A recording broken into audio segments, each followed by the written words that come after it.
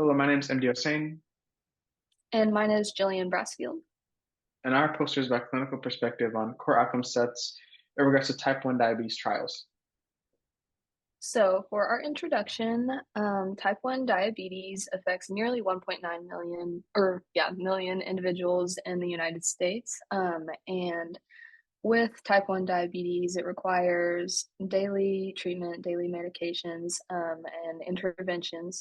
And this leads to an annual cost that is over $16 billion a year. So, managing type 1 diabetes can be really complex, which this can require personalized regimens. And these regimens are based on clinical trial findings. So sometimes challenges arise from inconsistent outcome measurements across these medical domains. And this introduces a solution of core outcome sets. So a core outcome set is used to standardize measurement and also reporting, and this will ultimately reduce bias and make it easier to compare results across these medical domains. So in our cross-sectional study, we used a web-based survey, and we used this survey to explore how current core outcome sets are understood and used in these type 1 diabetes trials.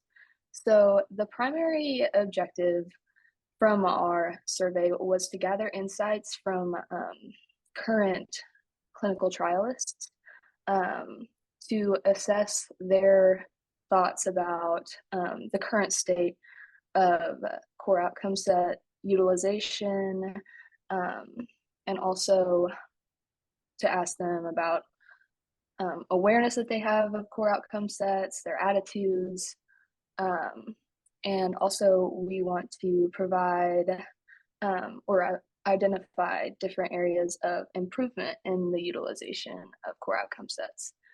So um, this we did it specifically for type 1 diabetes.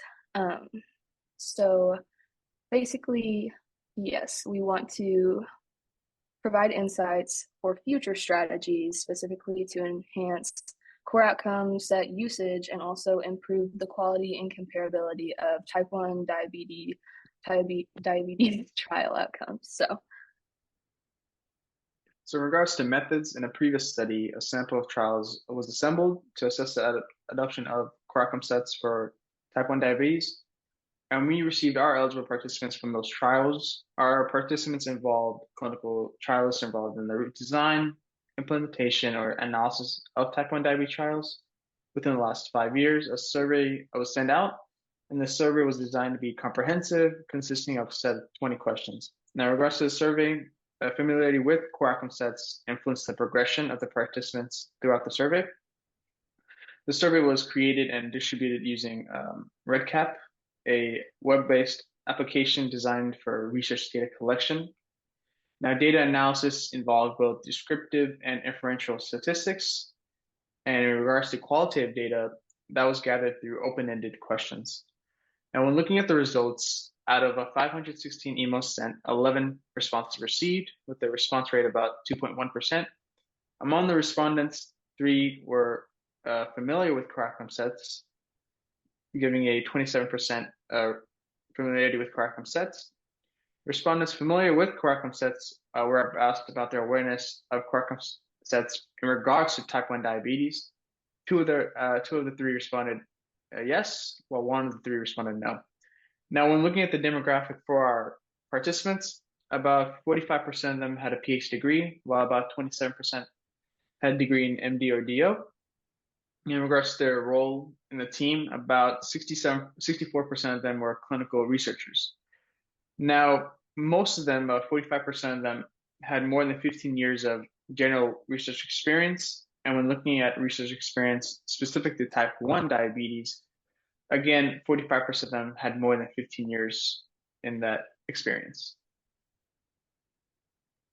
So, for our conclusion, we decided that upon the culmination of our project, our data will ultimately provide valuable insights into the utilization as well as the awareness of the core outcome set, um, specifically among clinical trialists in the realm of type 1 diabetes.